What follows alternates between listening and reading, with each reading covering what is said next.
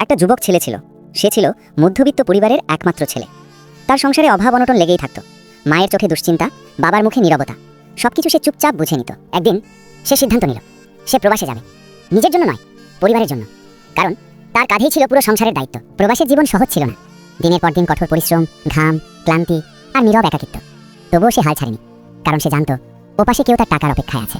প্রতিটা মাসে সে টাকা পাঠাতো, তার টাকায় সংসার চলত, হাসি ফিরত ঘরে।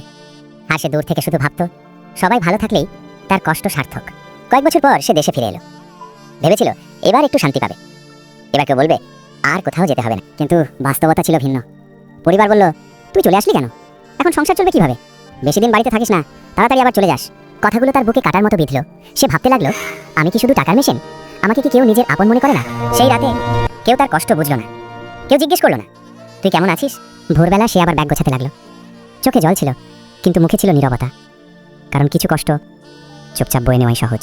এই গল্প থেকে আমাদের বুঝতে হবে যে প্রবাসীরা শুধু টাকা পাঠায় না, তারা নিজের স্বপ্ন, নিজের সুখ আর নিজের আবেগও পাঠিয়ে দেয়।